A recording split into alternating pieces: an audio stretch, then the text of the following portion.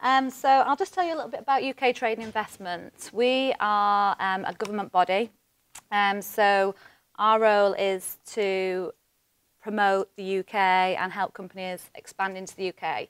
We're in 90 cities around the world in all the key markets, and we are based here in San Francisco. There's 15 of us here working in different areas of usually technology, some energy as well. So that's who we are. I'm here today more to talk about why Tech City was a focus for the government in the UK and why we decided to invest into promoting Tech City and what we did to help the companies and startups that were already there. So to begin, I will start with a video, which is the funnest part. So just to give you some background, in November 2010, the Prime Minister decided to focus on technology and making sure that people knew that we had a cluster that was naturally formulating already in an area of London. So it was an ambition for us to make it the world's greatest technology centre. So obviously we're competing with Silicon Valley, New York, Israel, lots of different places across the world. So what happened was in 2008, there was 15 companies in Tech City. Now there's more than 1,500 companies in Tech City. So we framed a company called the Tech City Investment Organisation. So they had three main frameworks for delivery. One of them was securing foreign direct investment, and that's what we do around here within UK Trade Investment. Engaging with overseas VCs, because that's one of the areas within government that we're focusing on. We have a really good seed funding and angel funding environment in the UK, but actually the Series B and C is something that we're working on. And also to support the cluster that was already formulating and helping them internationalise their businesses as well. So these are the companies from the West Coast that we've had invest into Tech City. So you'll see there's lots of different ones there. I will show you now the case study from Yammer, just so you get a feel for why these companies are setting up in the UK and why they're looking at Tech City themselves. It gives you a bit more of an understanding than, coming from the horse's mouth, so to speak. So that kind of gives you a bit of an overview of some of the support that we offer to companies who are expanding into London and into the UK as a whole.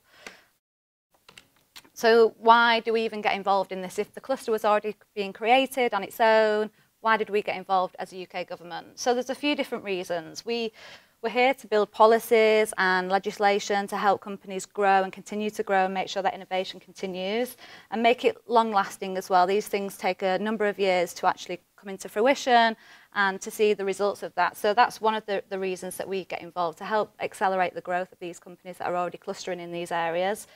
And also we want to make sure that we are being collaborative with the companies and listening to what they need. So there's lots of changes that we've put into place, which I'll discuss shortly, that the companies within Tech City actually told us that they needed. This is how we're going to grow, and this is what we need to do that. So we work with them as a government to try and change that and accelerate their growth. So obviously the ICT sector is really important, and we look at the ICT sector as a horizontal sector for us in the UK. So we're looking at policy that will affect the economy as a horizontal. So that's really important for us to do that.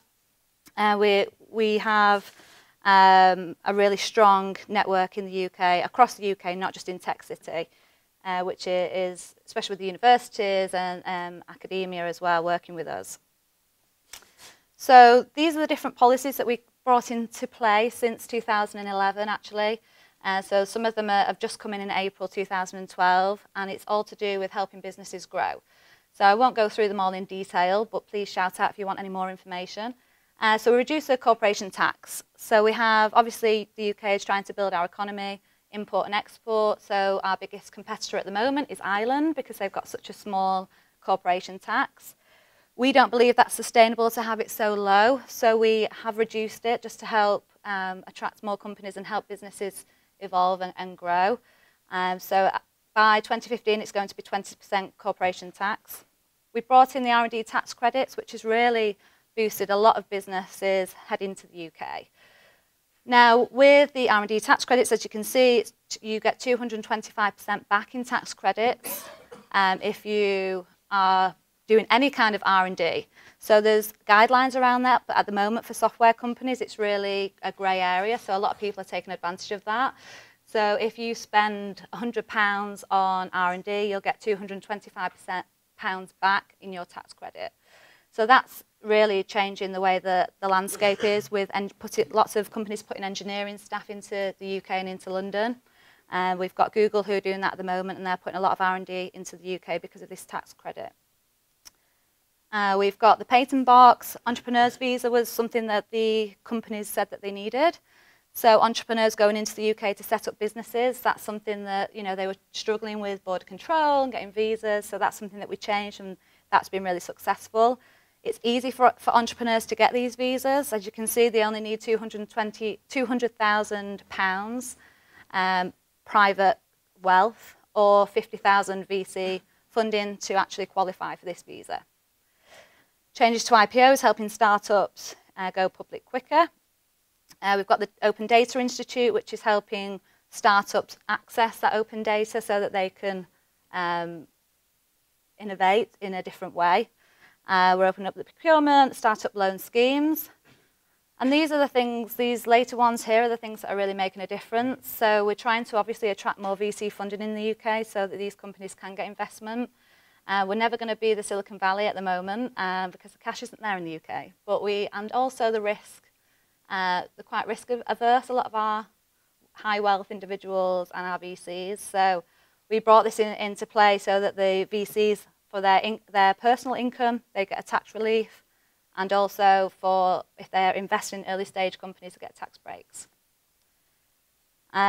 Technology Strategy Board have got £440 million a year to invest into startups that are doing something that's blue sky thinking, that they've not yet commercialised. So the money's there for people to take that next step and see how they can monetize their products. And they've invested in almost 300 companies so far. The Future 50 is something that's new that's happening. It's a year-long programme, and that's run by the Tech City team, which is headed up by Joanna Shields, who used to be at Facebook. She's now our UK digital ambassador. She's working with 50 of the top companies in the UK. And her role with the Future 50 is to attract investment for these companies, have mentors, help them grow and evolve into much bigger companies than they already are. And then tech clusters around the UK. So Tech City is really important for us. It's a high growth area. There's lots of engineers, the lifestyle's there. You're right in central London. So that's a real strong point for us now, and that's attracting a lot of inward investment and a lot of new students and lots of engineers. But we also want to make sure that that success goes around to the whole of the UK, so everyone shares that wealth. And so it's not just London-based and just in the capital. We're actually looking at other areas, such as Cardiff and Manchester, Cambridge, Oxford, those kinds of areas.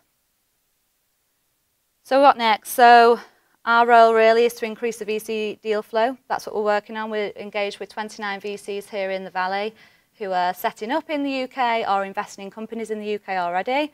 That number needs to go up, and we know that as a government, and that's something that we're working on. We're not here to give grants to companies. That's not what we want to do. We want them to be sustainable and to be able to generate their own revenue. Obviously, we want to secure more foreign direct investment, which means I stay in a job. We support lots of the innovation. We work with all the colleges, the universities, to make sure that the students are coming out with the right skills that the companies need in the area. And making links between Tech City and the other UK clusters. So this is us, this is what we do. We work with lots of companies across the whole of the UK and across the world. And we can give lots of free information to companies who are looking to expand into the UK. Happy to speak to students about what we do and give you information about how we go about that, all the information that you might need about employment law and tax and all that kind of thing.